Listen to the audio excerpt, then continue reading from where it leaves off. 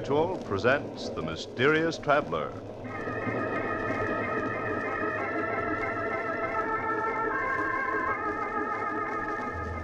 This is The Mysterious Traveler, inviting you to join me on another journey into the realm of the strange and the terrifying. I hope you will enjoy the trip, that it will thrill you a little and chill you a little. So settle back, get a good grip on your nerves, and be comfortable, if you can. For in a few moments, you're going to meet a ghost, the strangest phantom that you ever heard of. But first, I want you to be my guest on a little train ride. We're running at 60 miles an hour on open track in the dead of night. Now we thunder through a sleeping village. Then beyond it, we plunge into the waiting mouth of a tunnel. We race through the tunnel and into the open again. Over a trestle and on into the night. A little world of our own, rushing forward resistlessly, a symbol of power and speed and life. Yes, trains do have a life of their own, as you'll see in the unusual ghost story that I call The Locomotive Ghost.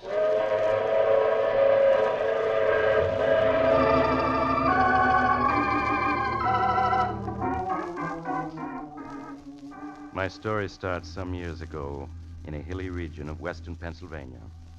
It's almost midnight, and two men laden down with several handbags are moving cautiously over the rough ground beneath a railroad trestle. They come to a spot beneath one end of it, and there in the darkness, they stop and turn on a flashlight. All right, we can sit down and rest now. Are you sure this is the right spot? Of course I'm sure. This is the loading spur that branches off at the mine entrance. Main line's over there, about 100 yards away. How long do you think we'll have to wait? 5 or 10 minutes. These mine trains don't run in a minute the way they do out in the main line. Suppose the money isn't on the mine train. They might have changed their plans. It'll be on it. Those miners are waiting for their pay, and the treasurer's bringing it himself. Plus bonus money and cash for operating expenses. Big haul, my friend. $200,000. $200,000? That's a lot of dough, but... But what? You getting cold feet? No, of course not, but... Well, they'll be killed, won't they? The crew on the train? Forget it. I thought you were turning soft on me now after I spilled the whole plan to you. No, Joe, I'm not turning soft. Joe. What is it? Thought I heard a noise then. Over there. It's just your imagination. Oh, you're right. Somebody's coming. Keep the light steady. I got my gun handy. Who could it be? It's probably just a bum. They often sleep under this trestle. All right, you step where you are. It's only me, boys. Just old Boomer. Who? Old Boomer, that's all. Looking for a place to bunk. Howdy, boys. It's okay, Tom. I heard of this guy. So you're old Boomer, huh? The one they call the king of the bums? Not the king, son. Just the travelingest one of them all. 50 years I've been riding the rods, and I guess I've covered 1,000,000 miles of track. Mind if I sit down here? Got kind of ache in my bones. Sit down if you want to. Thanks, son. Say, you fellas ain't bums. You're dressed too good. Never mind about us. Curiosity ain't healthy. Old Boomer never fights with anybody. Live and let live's his motto. Listen, here comes number 25. It's a mighty fine train, 25. Got a 16-wheel Mikado engine, can pull 20 cars at 80 on a level track. She's 50 seconds late tonight. Do you know every train on the tracks? Pretty near, son, pretty near. I ain't rode 'em all. I rode 'em all, from the Lackawanna to the Santa Fe. There ain't much about trains I don't know. Say, you fellas wouldn't have a little nip handy to take the chill out of an old man's bones. No, we ain't got a little nip handy. Sure, son. There's no harm in asking. There's the 25 passing Minesville now. Ain't that whistle far off in the night a sweet, mournful sound, though? Yeah, it is kind of mournful. Sounds far off and ghostly, don't it? Well, sometimes it is a ghost you hear, not a real train at all. What are you talking about? I'm just saying that sometimes when you hear a train whistling far off and mournful in the night, it ain't a real train at all. It's a ghost train. Ghost train? It's a lot of hooey. You just think so because you're young and don't know better. But old Boomer can tell you. There's ghost trains and plenty of them. They're the ghosts of trains that died in wrecks. Anything as live as a train is bound to have a ghost live on after. All right, can the chatter. You're hurting my ears. Let him talk, Joe. It helps pass the time. All right, but if you ask me, he's spouting a lot of bushwhack. Go on, Boomer. What were you saying about trains having ghosts? Well, I've seen 'em many a time. They're running the tracks with all the lights out, going faster than the wind. Not a sound coming from 'em. I've seen the Heavenly Express, too, a couple times. What's the Heavenly Express? It's a special train, son. It's on the Earth to Heaven run. Travels 1,000,000 miles a minute when it gets up speed. Takes the souls of railroad men from this world to the next. It always passes by when a wreck's gonna happen. That's enough talk. I'm sick of listening to you. All right, son. You don't believe me, but I know what I know. Glory be. I hear it coming. I hear it coming now. Hear what coming? The Heavenly Express. It's coming down this track. Listen. I don't hear anything. There's nothing to hear. Passing right by overhead. Now it's slowing. It's gonna stop. It's never stopped before. That means the wreck's gonna be here. Joe, he knows. That's it. That's what you're here for. You're gonna wreck that mine train. Hear that, old man? That's a mine train turning into this spur. You're right, we're gonna wreck it. No, you can't. You But mustn't. before we do, we gotta take care of you. And this is how we're gonna do it. You shot him. I guess the Heavenly Express stopped for me, too. I sure hope so. But you fellas, it'll punish you. It'll follow you, sure as I'm laying here. Old followers, what are you talking about? The Judgment Special. It punishes fellas that wreck trains on purpose. It runs any place has tracks. And it follows them until it gets them, one way or another. Because murdering a train is like murdering a man. You gotta pay for it. And you'll pay for it. You think I'm crazy, but you'll see. You'll see. Yeah, that shut him up. Crazy old coot. I wish you hadn't killed him, Joe. Don't be a sap. Couldn't let him live to tell what he knew, could I? No, of course not. Listen. I hear the mine train coming. We just got time to get ready now. Put the suitcase with the dynamite against the trestle here. That's it. Now, come on, help me unroll a wire. Yeah, sure, Joe. Anything you say. That's it. Keep coming. All right. We gotta get plenty far away. Hear the train now? Yeah, I hear it. I can see the headlight, too. Look how bright it is. Okay, this is far enough. Take me just a second to hitch up the detonator. There it is. Now we're all ready. It's on the trestle now. Almost halfway across. What's the matter? You sound shaky. Listen, Tom, you're in this now, and it's too late to back out, you hear? Yeah, I know. It's almost across. All right, then I'll close the detonator. Now, there she goes.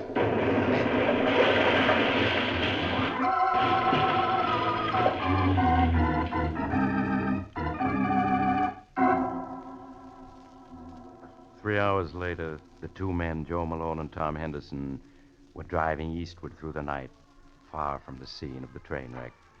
Between them on the seat was a large handbag, and Joe Malone at the wheel patted it lovingly. $200,000. Ha! You realize that, Tom? We got $200,000 riding here between us. Yeah, I know. What's the matter? You don't sound very happy about it. Sure I am. It's just... Just what? Well, I can't help remembering the crash when the mine train went into the ravine. The way the whistle kept screaming, just like the locomotive was something alive that was being killed. Oh, for Pete's sake, the whistle valve got stuck when the engine crashed, that's all. Sure, I know that, only... Well, I just can't help remembering it. Joe, the crew were all killed, weren't they? Suppose they were. What do you care? You're as nervous as an old woman. You should never have rung you in on this job. I'm all right, really I am, Joe. Listen, what are you going to do with your 100,000? I'm heading for the big town. Gonna have one swell time. Gonna buy new clothes, stay at the best hotel in town, and really cut loose. Meet me in New York, I'll show you a real time. Where are you going to stay? Mrs. Miller's boarding house. It's over on the west side. You can find it in the phone book. I'm just staying there till I can buy some real classy duds. And I'm moving to Park Avenue. Always had a yen to live on Park Avenue. Now I'm gonna see what it's like. Yeah, sounds all right. Maybe, Joe, look out, that train! What'd you do that for? Why'd you grab the brake? You stalled us right here in the middle of a railroad crossing. I had to, Joe. The train on the track there in front of us. We almost ran into it. What are you talking about? There wasn't any train on that track. But there was, running without lights and not making a sound. You're crazy. I tell you, there wasn't anything in sight, not even a handcar. But I saw it, Joe. Never heard of a train running without lights. That proves you're crazy. Well, maybe it was an empty. But if I hadn't stopped the car, we'd have smashed into the side of it. Yeah. A good mind to suck, you one. Now we're stalling a railroad track, and the car won't start. I'll get out and push. Joe, look! A headlight! Real train this time, coming around the bend. It's not 200 yards off. Joe, it's gonna hit us. We gotta jump. Yeah, but this door won't open. It's stuck. Come on, out this side. Come on, I got the bag. Oh, my coat's caught in the car door. I'm stuck. Help me. I can't, Joe. Jump! Help Jump! me, Tom. Help! Help me! Help!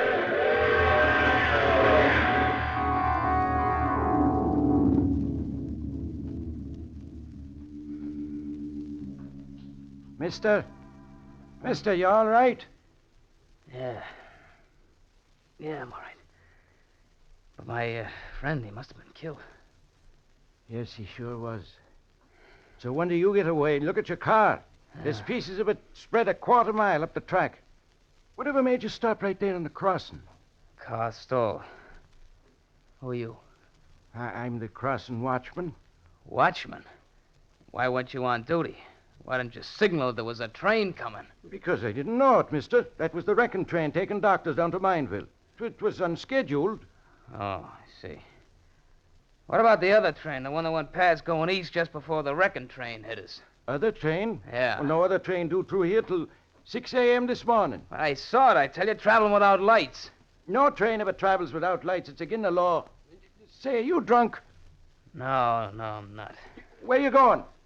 Listen, I got a report to make on this. You got to fill out a form. Forget it, I'm not interested. Getting away from here. I'm going to New York.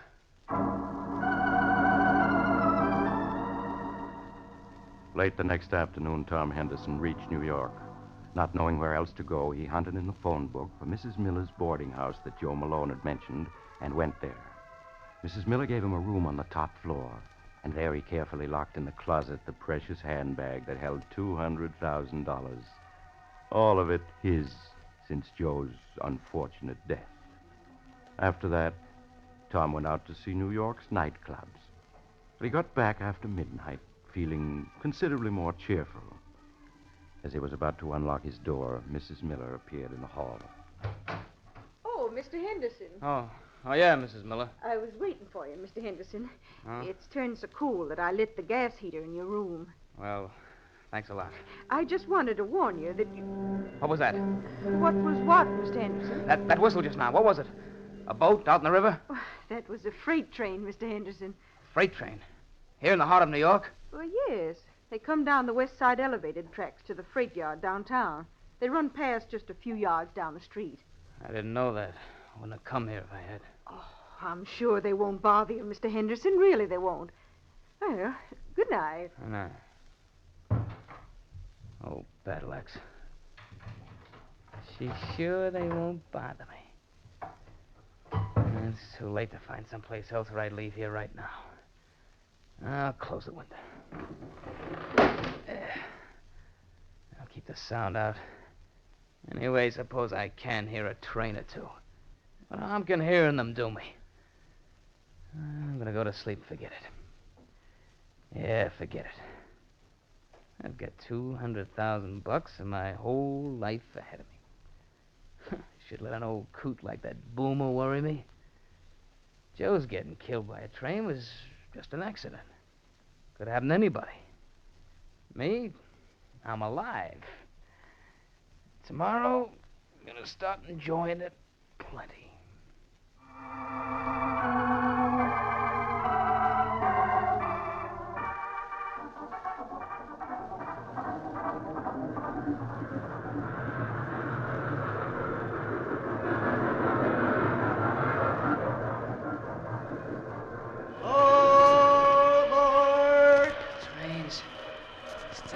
trains. All aboard, son.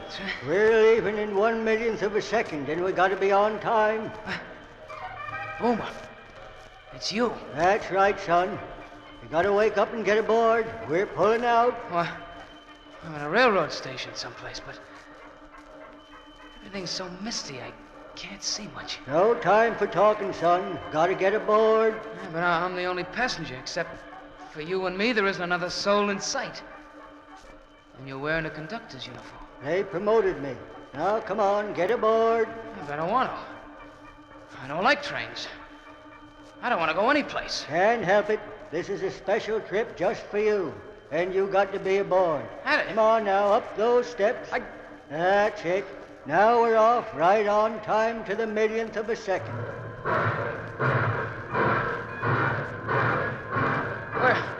Where are we going? What train is this? Why, it's completely empty except for me and you. That's right, son. It's a 1,000-car train pulled by 30 engines. And you and me are the only ones aboard. But where are we going? What train is this, anyway? It's the Judgment Special, son, and we're bound from this world to the next. No! Yeah, or any place there's tracks, the judge stopped right outside your window and took you aboard. I don't want to die. I don't want to. You haven't any choice, son. You're on the Judgment Special, and we're hitting 1,000,000 miles a minute now. What? Look out the window. There's the earth way down below us. See it? Yeah, but I don't want to leave it. I don't want to go. Look at the stars flash by. We're going 1,000,000 miles a minute, and it'll take us all eternity to get there. Yep. Here, I'll put the wind up so you can see better. There you are, son. There's the earth we left. That tiny little dot of light way up in the sky. I won't go with you. I won't. Hey, I won't. what are you doing? Get down. You can't jump out that window. We're going 1,000,000 miles a minute. I won't jump. I'm not going with you. Come back. Come back. Wake up. Wake up, Mr. Henderson. Wake up. Wake up. What is it? Oh. What is it? Oh, Mr. Henderson, thank heaven you're still alive. I thought you were dead for sure. What happened? Well, you closed your window. I meant to warn you that with the gas heater on, you must leave it open. Well, you almost suffocated in your sleep. I almost suffocated? Yes. If I hadn't heard you trying to get your breath and hurried in and opened your window, you'd have been dead now, for sure. The rest of the night Tom Henderson spent sitting on a bench in the nearest park, shivering at the nearness of his escape. The next day, he bought himself an expensive wardrobe. Then he checked into the biggest hotel on Park Avenue. There, just before he retired, he took a sleeping tablet. Yeah, that fixed it. No dreams for me tonight. Some layout. So this is what you can enjoy when you have money. And I'm going to enjoy it. I've been letting my nerves get the better of me. Not anymore. Feel better already. So out goes the light. Gonna sleep like a millionaire. Yes, just like a millionaire. And so Tom fell asleep. But unfortunately, he did dream. And he knew he was dreaming, but he couldn't wake up. It was a very curious dream indeed. He dreamed that he got up and dressed, rode down in the elevator, that he walked out into Park Avenue, and there, down the street, he found a tiny door which he entered. It led down a flight of steep iron stairs to a dark tunnel far beneath the ground. There in the tunnel, a man was waiting for him. The man turned, and he saw it was his former pal, Joe Malone. Hello, Tom. Joe, it's you. Yeah. I've been waiting for you, Tom. But you're dead. I saw you killed. Maybe I'm dead. Maybe I'm not. You're dead. I know it. It's just a dream. I gotta wake up. Can't wake up. Don't you understand? You're never gonna wake up. I will. Oh, Tom. Now come along with me. I'm here to guide you. Where? Where are you taking me? Down this tunnel. See how it stretches out? On and on. Now it keeps going down and down. No. Where do you think it goes to? I don't know. I don't want to know. Come on now, Tom. I can't wait all night. No, I won't go. I'm going to wake You up. can't, Tom. The night I was killed, you saw the judgment special.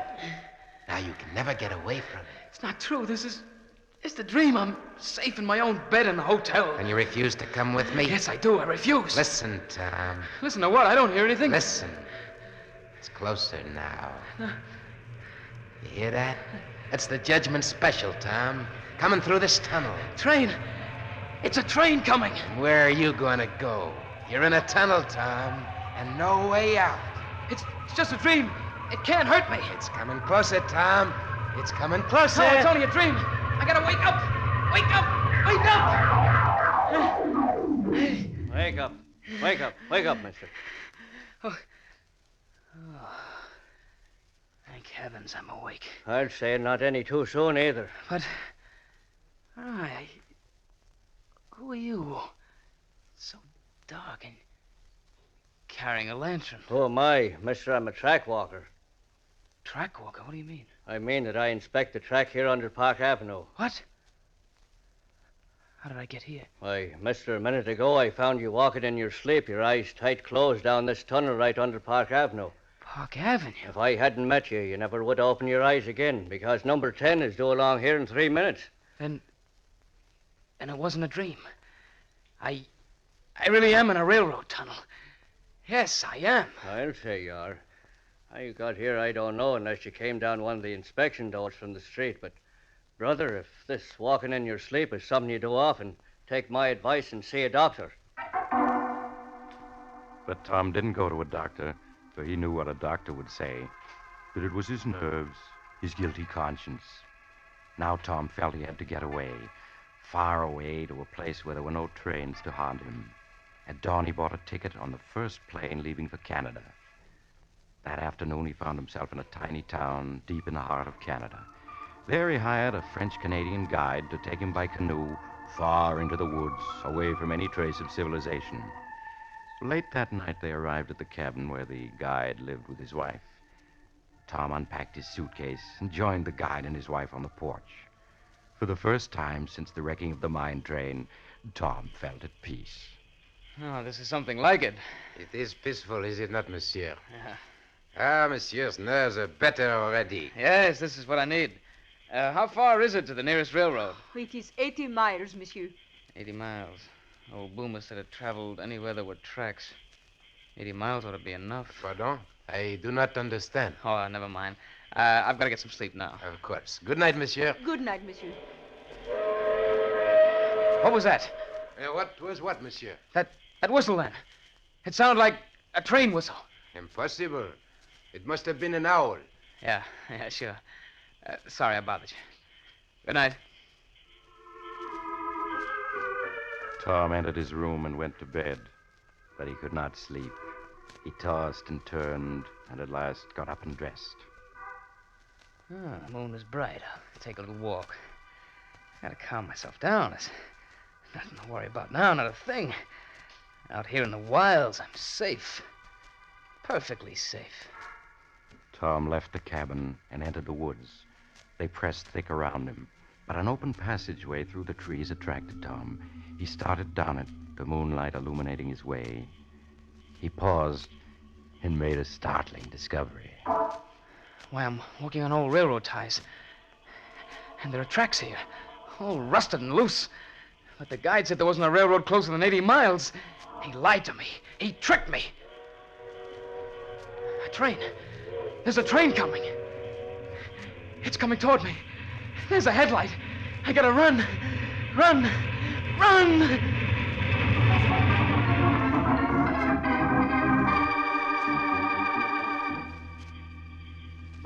Marie! Qu'est-ce que c'est que ça, Pierre? The nervous one. He's not in the cabin. He has wandered off into the woods. Oh, that is strange. We must go after him. Hurry, before he does himself an injury.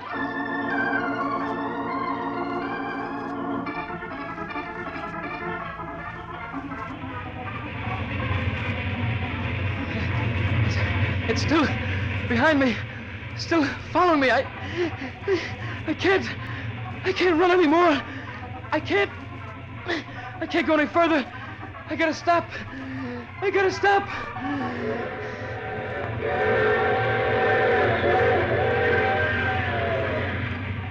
Judgment special, son.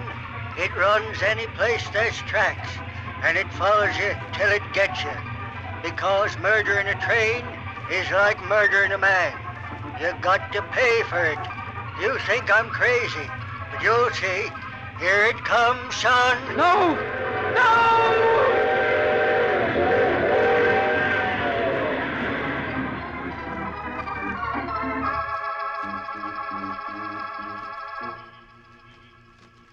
He cannot be far now, Marie. See his footprints. He was running for half a mile. He will do himself harm running so hard in his darkness. Look, Pierre. Voila. Yes, it is the nervous one. We have found him.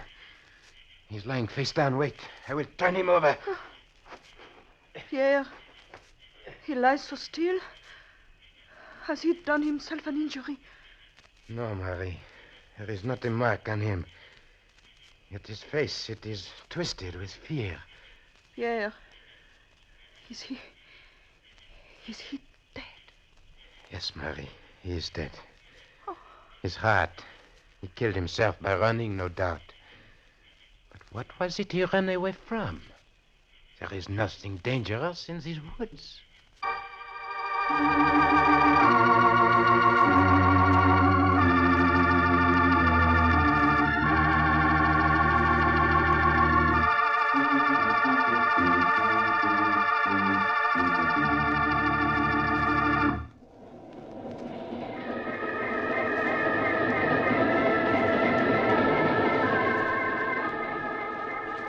This is the mysterious traveler again.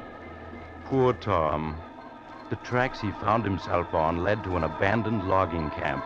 They hadn't been used in 20 years, and no train could possibly have run on them. Except a ghost train. But of course, none of us believes in ghosts, so we'll just have to accept the coroner's verdict, which was heart failure induced by overexertion.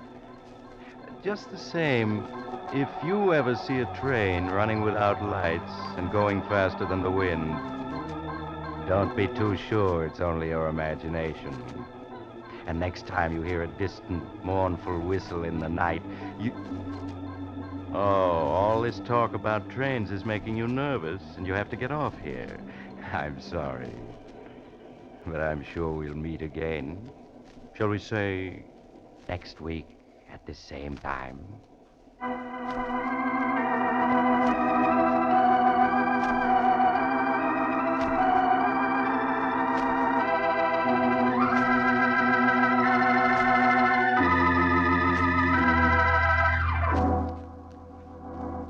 You have just heard The Mysterious Traveler, a series of dramas of the strange and terrifying.